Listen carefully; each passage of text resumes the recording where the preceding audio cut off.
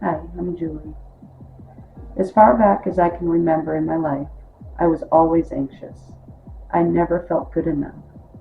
I put such high expectations on myself that there was no way I could ever be as good as I thought I had to be. Proverbs 12:25 says, "Anxiety weighs down the heart, but kind words cheer it up." I was so negative about myself that I did not let God's words work in my life. I went to church, but I noticed the hypocrisy early on, and it led me to not fully believe. The church showed me a very vengeful God, one that was angry and very judgmental. I could never live up to those expectations, and I knew that God would not be able to love me. I started using drugs early in my life. I was trying to fill the void I felt and stop my sadness. Nothing was working. I would search and search for happiness, but I never found it. Without God in my life, I started to believe that I deserved all the negativity that was taking place. I had so many hurts in my heart that I needed drugs to silence the negative thoughts, to numb me from the world. I began to feel so out of control and knew I had to do something, but I didn't know what it was. Throughout my life, I quit using for so many reasons, none being God. I quit for my son when I got pregnant. I quit for my friends, and I quit for my husband. Never did my sobriety last. I truly thought I was just going to be like this until I died. Fast forward several years, and it wasn't a drug dealer that guided me back down the path of despair and darkness. It was my doctor. He began prescribing me opiates for a muscle condition that I had. At first, I took them like prescribed, but it didn't take long for me to begin to abuse them. My whole life's focus became those pills. My parents lived in my hometown in Massachusetts. I couldn't even visit my parents for fear that I would run out of pills and not be able to get more. I was chained to Missouri by my addiction. The drugs became holding me captive. They were the first things I thought of when I woke up, and they were the last things I thought of when I went to sleep. My priorities switched from my family and God to only how I could convince my doctor to give me more medicine.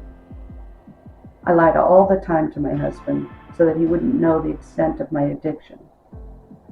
The summer of 2016, despite not normally watching live TV, I began hearing commercials that would state, "If you or someone you know is suffering from addiction."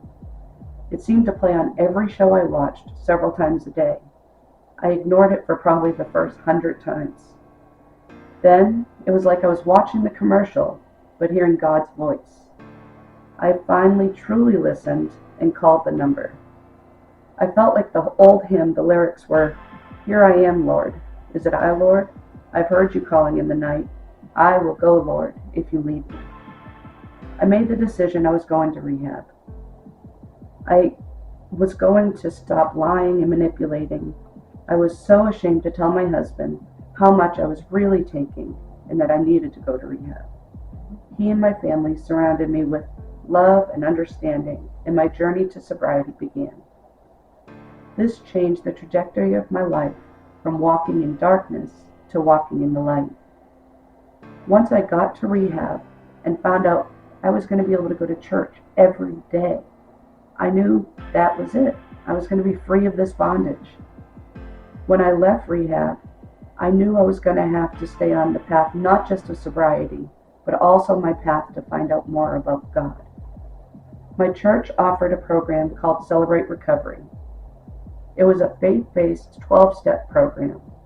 It used 8 principles and matched them with the Beatitudes, found in Matthew 5:3-10. Happy are those who know they are spiritually poor. Happy are those who mourn, for they shall be comforted. Happy are the meek. Happy are the pure at heart. Happy are those whose greatest desires do what God requires. Happy are the merciful. Happy are the peacemakers. Happy are those who are persecuted, because they will do what God requires. I just kept hearing happy, happy, happy. And I was like, wow, this is not the God I knew.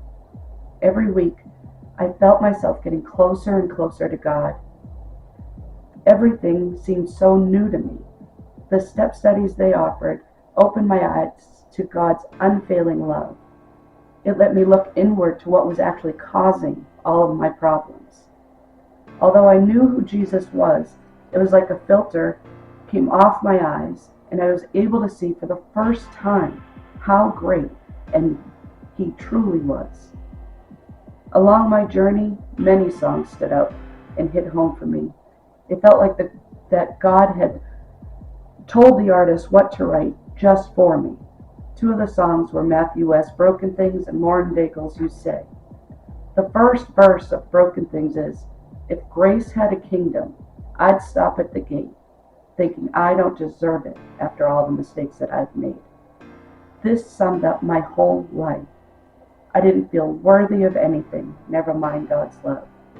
I felt that He was so mad at me for all my mistakes in life, and that He probably gave up on me. Matthew 18:12 says, "If a man has 100 sheep, and one of them wanders away, what will he do? Won't he leave the 99 on the hill and go search for the one that's lost?" This was me. I was God's lost sheep. God never stopped loving me, and He never stopped searching for me.